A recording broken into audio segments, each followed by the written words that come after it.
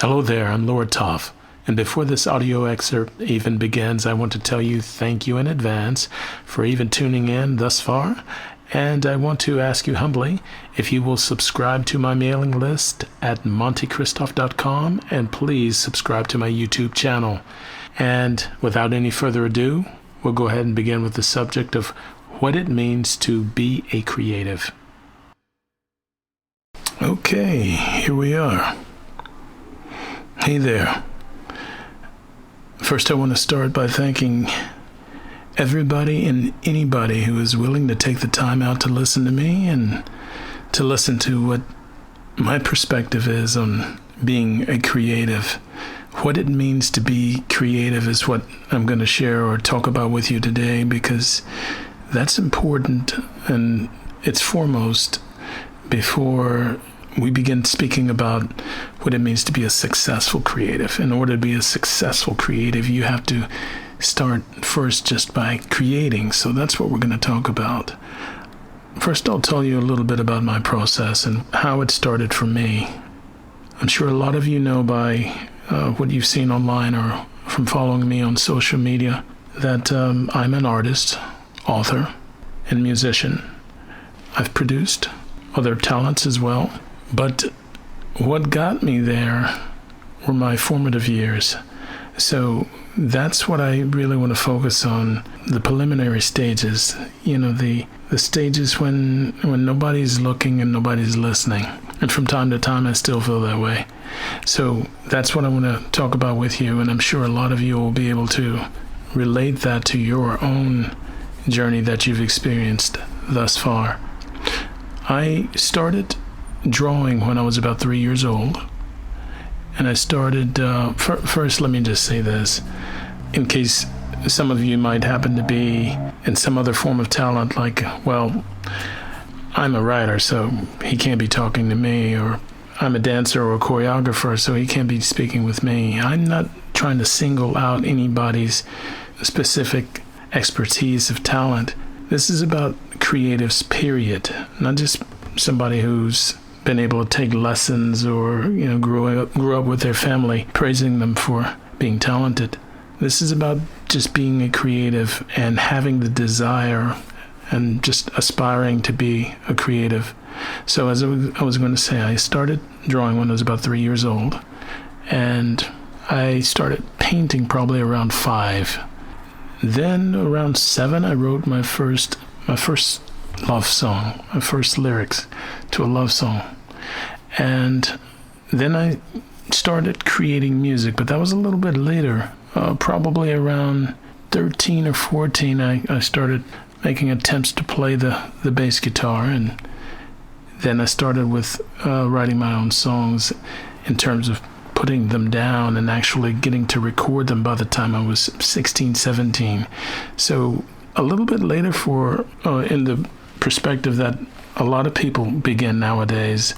I mean, you've got talents on these idol shows that are in their single years, and so I was kind of a late bloomer, an ugly duckling, so to say, and I still feel that way at times. So before I digress, let's get back on the point of being a creative. A lot of people out there in this world want to actually be creative. In fact, most everyone does in some form or fashion, and in some aspect, they have this desire to create. And when you have that desire, you have to find some sort of an outlet that allows you to be able to do that. And that outlet gives you satisfaction, it gives you release, it gives you relief, it gives you a sense of purpose, as well as a sense of belonging. The list goes on with how it actually makes the psyche content. And it does do a lot for a person's morale. It does a lot for a person's esteem to be able to bring something into fruition and say, it's done. And what I usually say when I finish something is, it came to pass.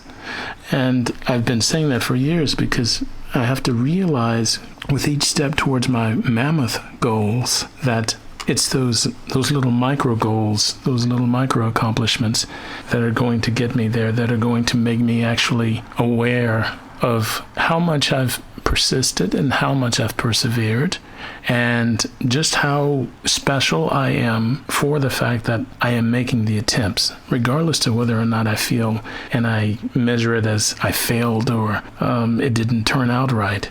A lot of people defeat themselves, and they defeat their own path by thinking it's about I failed. And you can't really look at it that way. You can't really measure it in terms of failure and success, because each attempt is bringing you closer to your goal. And I'm sure a lot of you hear that before.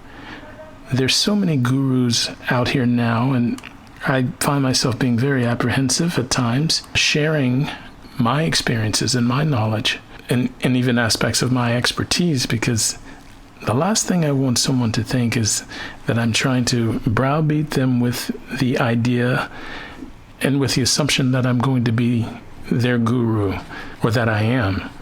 That's not my purpose in making these type of recordings, and that's not my purpose in actually opening up as an artist vocally, as opposed to just expressing through my different forms of creativity. My purpose now is to give back and to be able to open up, I guess, the mental eye, per se, of people that are less fortunate with being able to create. Very seldom do I have mental blocks in terms of creativity, because I'm able to shift gear. And what I mean by that is, when I am not in the mood, or if I am not, I'll just say, in the season of creating a painting or visual art, then I say, okay, it's time to do music. Let me take a swallow here. One moment.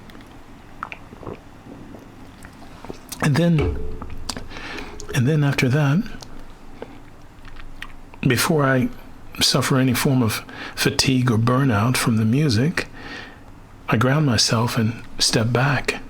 And I may go and look at just some simple excerpts of something that I've written, phrases, things that are not ever going to be put to melody or song, but things that, that works really well.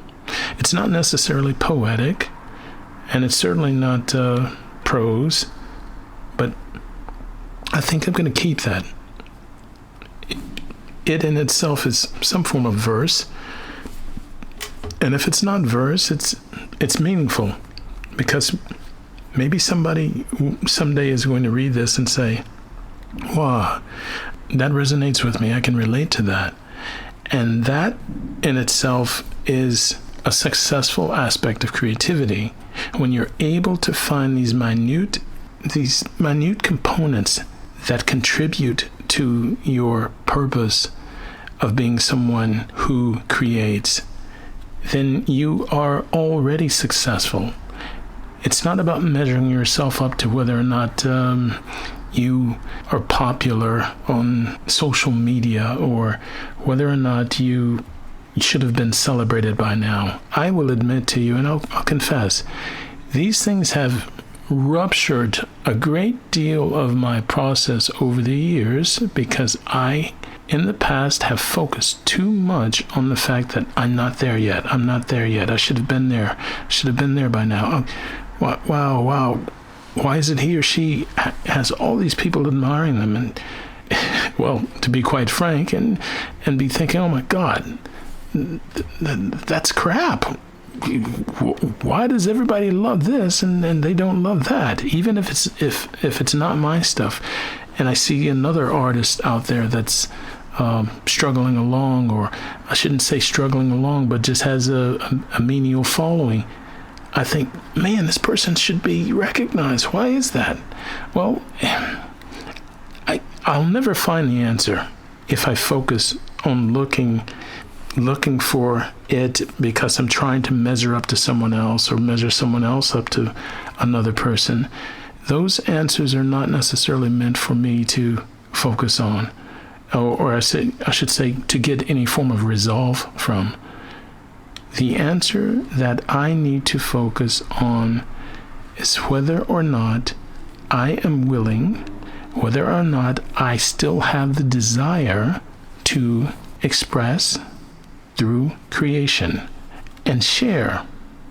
Therefore, if I do, it's going to reach someone. It's going to reach someone in an important, substantial, special, and perhaps enigmatic way. And I have to put all ego aside, and you might consider doing this also, putting all ego aside and just say, today I'm going to just do this. Whether it's to knit a pillow cover, or whether it's to make and paint a birdhouse, whether it's to create your first masterpiece of a painting, or whether it's to learn 5 steps of a dance that you've always wanted to learn. These are the kind of things that contribute to greatness and success and creativity. But it starts with the preliminary steps. And these are the steps that we have to be aware of even after we become greats, even after we become masters, even after we become successful, even after we become celebrated, even after we become legendary. And all of these things are great, and all of these things, much like me and a lot of people, they're dreams. They are desires. They're goals even. And it's nothing wrong with keeping those goals. But you must focus on the baby steps throughout the process of being and becoming great. You must focus on the baby steps. And this is what's going to make your body of work grow, flourish, and inspire others to create. So let's keep that in mind and try to remember these things, and try to remember that being a creative, again, is not necessarily the title of a dancer, the title of a musician, the title of a writer, the title of a painter. A creative is someone who simply has the desire and even the need to bring something into fruition, bring something emotionally appealing, and sometimes it can be revolting, into creation. If that's what they feel they have to express for others to understand, not just their process, but their purpose of being here. That's what it means to be a creative. I hope you enjoyed listening to this. I hope I didn't prattle on off of the subject too much, and I'm sure some of these things, if you go back and listen to them, some of these things will resonate with you. So please be sure to subscribe to our mailing list at montechristoph.com and follow me on social media.